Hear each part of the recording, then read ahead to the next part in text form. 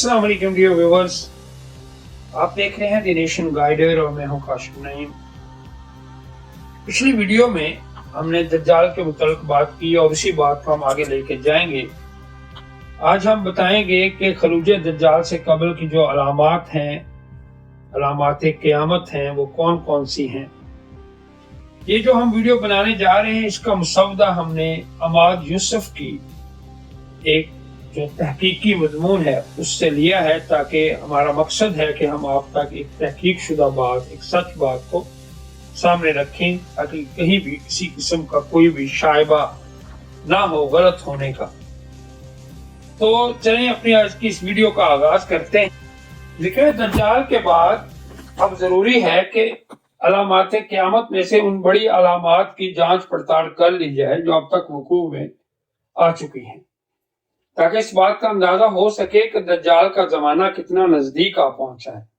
इन अलामात में रसूल सल्लल्लाहु अलैहि वसल्लम की बासत, शिक्ल कमर का वाकया, खिलाफत राशिदा का क़याम, जंग सफीन, मलूकियत का दौर वगैरह वो अलामात क़यामत हैं जो आज तारीख का हिस्सा बन चुकी हैं। इनके अलावा चंद अहम वाकयात हैं जो ज़हूर में आ चुके हैं, जैसे फितना तातार। हजरत अबू हुरैरा रजी अल्लाह तआला अन्हु से रवायत है कि रसूल अल्लाह सल्लल्लाहु अलैहि वसल्लम ने इरशाद फरमाया, क़यामत उस वक्त तक ना आएगी जब तक तमाम तुर्कों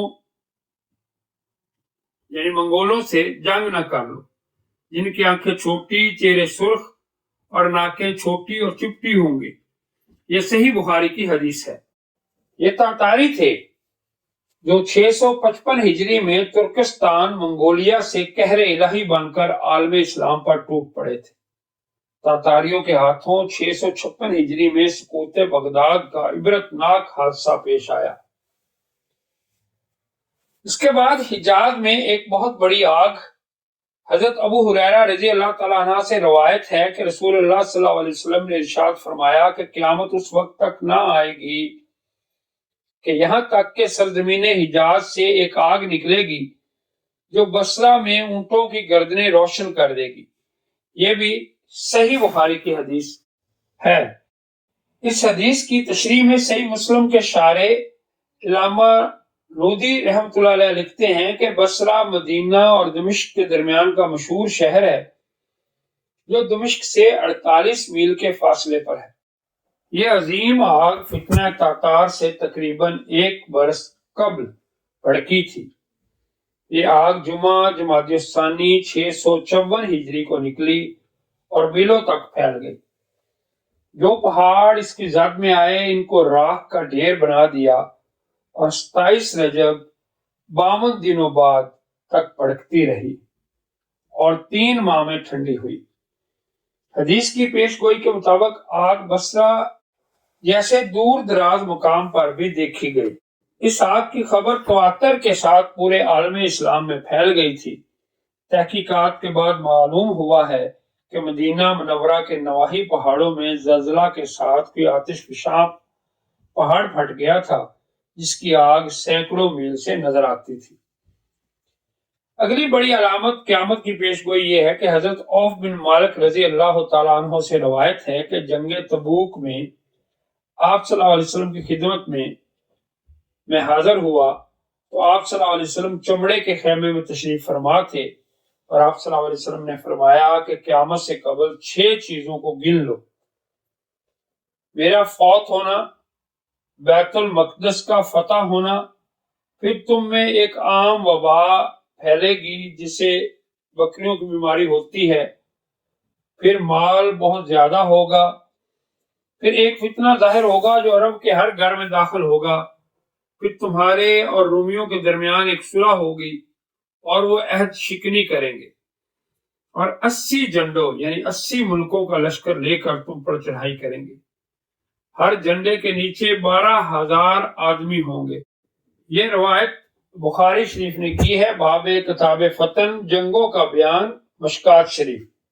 अब मुदर्जा वाला हदीस की रोशनी में रसूलुल्लाह सल्लल्लाहु अलैहि वसल्लम रहलत फरमा चुके हैं।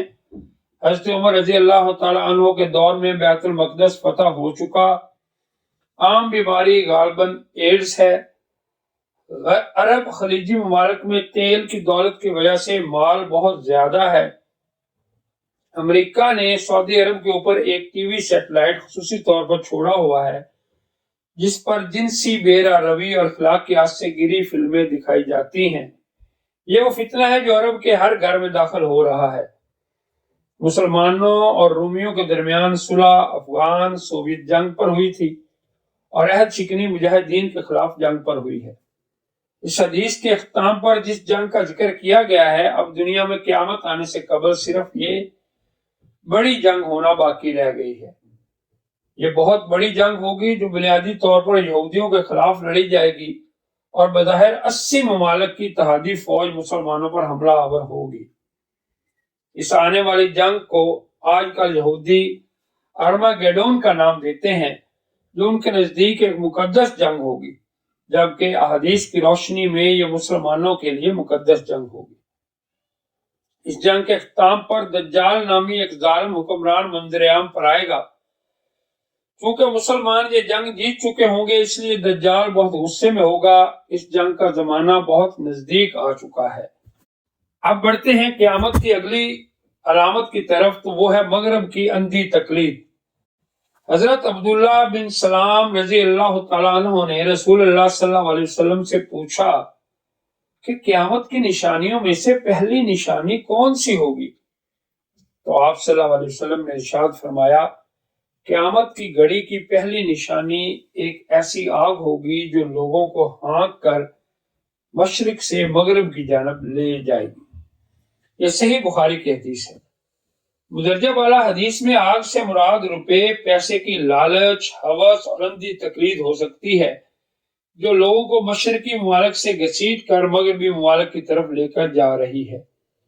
آج ہر شخص کی خواہش ہے کہ وہ کسی طریقے سے یورپ و امریکہ پہنچ جائے یا ان کے نظریات اور افکار کو اپنا لے، جیسے ویلنٹائن ڈے اور اس طرح کے اور ہیلووین اور بہت سے ایسے دن ہیں جو ہمارے ہاں مشرق میں منائے جا رہے ہیں۔ اس کے علاوہ گانا بجانا، فیشن، ان کا لباس، ان کا طرز رہائش، سب کچھ ہم جب ادھر اختیار کر رہے ہیں تو یہ ان کی اندھی تقلید ہی ہے۔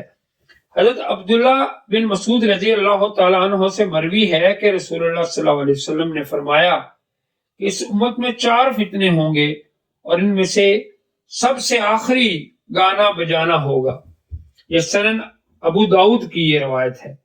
آج کل تو جس نوجوان کا دل چاہتا ہے اپنے گانوں کا آڈیو کیسٹ نکال لیتا ہے، اور جس فحاشی کا جی چاہتا ہے اپنے ہنر کی ویڈیو بنوا لی جاتی ہے۔ ٹک ٹاک کا زمانہ ہے، یوٹیوب آ گیا ہے، اور اب آپ جانتے ہیں فیس بک اور ان ساری چیزوں میں کس قدر بیرا روی آ گئی ہے۔ یہ ساری وہ چیزیں ہیں جو قرب قیامت کی علامات ہیں، جس کو دیکھ کر ہماری آج کی نوجوان نسل خوش ہو رہی ہے، پیسوں کے پیچھے پڑی ہے۔